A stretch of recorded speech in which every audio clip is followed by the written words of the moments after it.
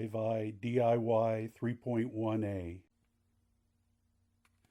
Magnepan 2.6 Rs.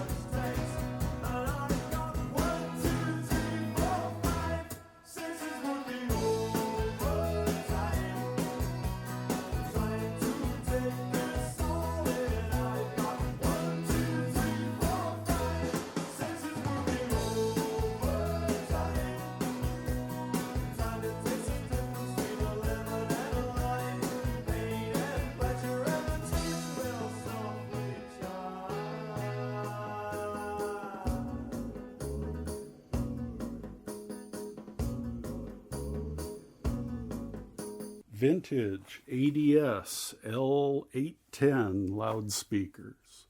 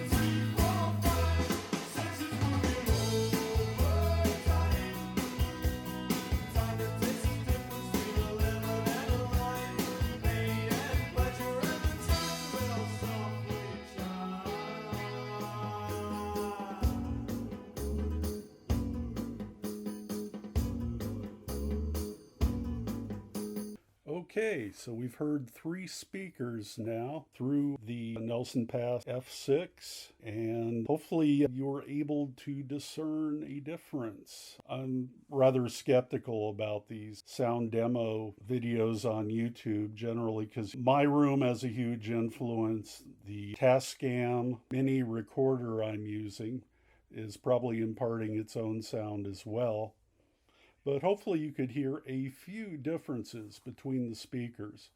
The Hi-Vis, which we heard first, definitely have a broad peak in the upper mid-range. It makes them sound rather bright and forward. They're pretty detailed and fast sounding, but at least in the setup with the Maggies behind them, I don't hear much depth at all from them, which is kind of surprising. Of course, going to the Maggies, I heard acres of depth, at least back to where the window is in the room. The Maggies tend to array the sound field in an arc behind the speakers. They're also faster. They definitely had more bass and tighter bass than the Hi-Vis did. And they're still my reference. I got to talk about the ADS here. They're a nostalgic trip down memory lane here. I first discovered high-end audio going to a shop in Temple Terrace, Florida called the Hi-Fi Hutch, and they showed me ADS speakers, and I'd never heard accurate loudspeakers prior to that. At that time, I had a set of large Advents in home, and had felt rather betrayed by all the sterling magazine reviews of this speaker, which when I got, had a really annoying peak around the 1 kilohertz crossover point. I went to this hi-fi store, and they were a Linsondeck dealer, so pretty much I learned that everything I knew from the magazines was wrong, that the source is the most important component. The room has a huge amount to play, and that ADS is one of their smallest speakers, the L400, is more accurate than 90% of the speakers that were out there at the time. They were definitely more accurate than my Advent, so I bought a set of L400s, saved up for them for a while.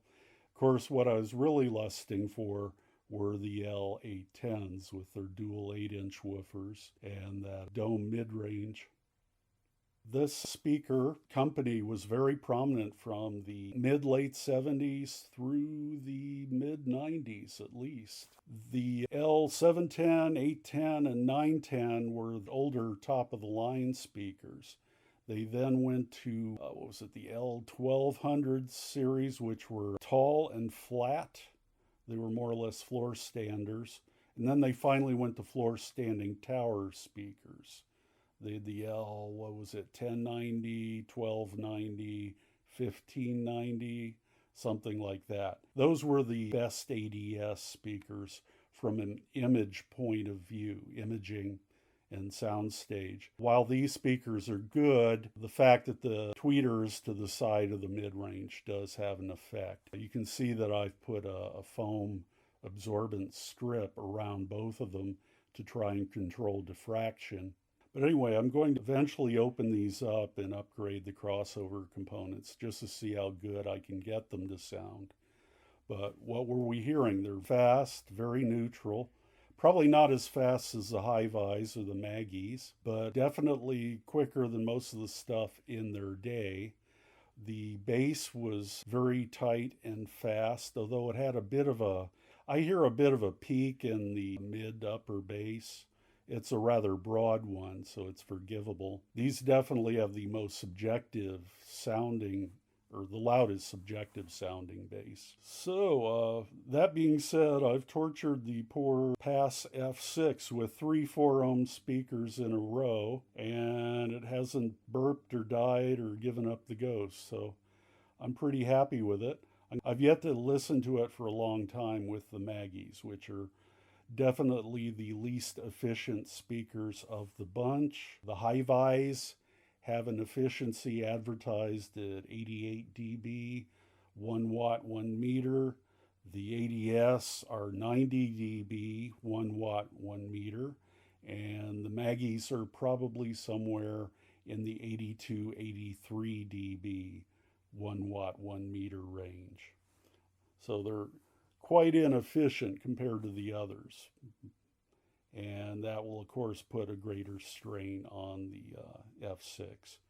But anyway, hopefully you enjoyed this. If you do like this kind of content, please like and subscribe. But thanks for watching. I appreciate all of you out there. And we'll see you later.